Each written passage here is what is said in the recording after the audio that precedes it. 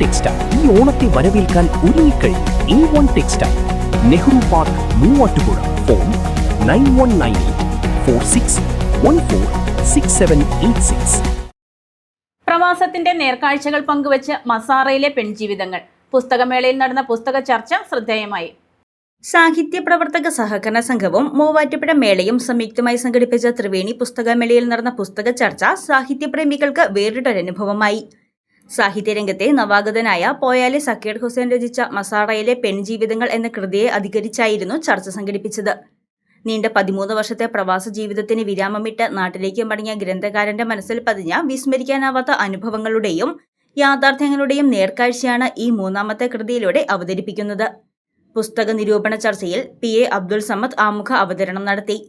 അവൻ അവിടെ എന്താ ചെയ്യണമെന്നുള്ളത് പോലും അല്ല, അവൻ അവിടുത്തെ പത്രാസ് പറയാനും നാട്ടിൽ വന്ന് വലിയ പൊങ്ങച്ചം കാണിക്കാനും മാത്രം തയ്യാറാവുന്ന ഒരു കാലയളവ് ഗൾഫുകാരെ കുറിച്ച് നിലനിന്നിരുന്നത് ഗൾഫിലെ ഇവരുടെയൊക്കെ ജീവിതത്തിൻ്റെ ഒരു പശ്ചാത്തലവും അവരനുഭവിക്കുന്ന ദുരിതങ്ങളും ദുഃഖങ്ങളും ഒക്കെ തുറന്നെഴുതാനും പറയാനും നമുക്കൊരു ആടുജീവിതമൊക്കെ കയ്യിൽ കിട്ടിയതൊഴിച്ചാൽ ബാക്കി കഥകളിലെല്ലാം ഒരു സ്വർണ്ണപ്രഭയോടെ നമ്മളെ ആകെ കീഴടക്കുന്ന ഒരു സംവിധാനമാണ് ഗൾഫ് ജീവിതത്തെ, പ്രവാസ ജീവിതത്തെ നമുക്ക് മുമ്പിൽ അവതരിപ്പിക്കുന്നത്.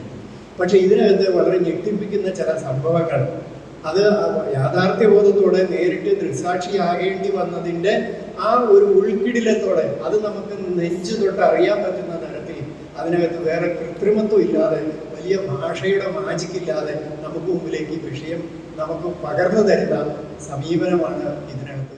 കവിയും സാഹിത്യ പ്രവർത്തക സഹകരണ സംഘം ഭരണസമിതി അംഗവുമായ ജയകുമാർ ചെങ്ങമനാട്, കുമാർ കെ മുടവൂർ, CN കുഞ്ഞുമോൾ, തിലകരാജ്, നസീർ അലിയാർ, ബിജിലി പ്രബിൻ തുടങ്ങിയ എഴുത്തുകാർ ചർച്ചയിൽ പങ്കെടുത്തു. തിരക്കേറിയ പ്രവാസ ജീവിതത്തിനിടയിലും നാട്ടിലെ ബിസിനസ് പ്രവർത്തനങ്ങൾക്കിടയിലും സർഗാത്മകത കൈവിടാതെ സാഹിത്യരചനയ്ക്ക് സമയം കണ്ടെത്തുന്ന ഗ്രന്ഥകാരനെ ചർച്ചയിൽ പങ്കെടുത്തവർ അഭിനന്ദിച്ചു.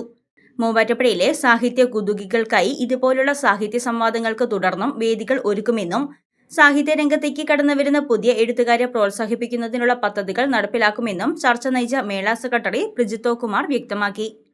News desk Muvattupuzha news.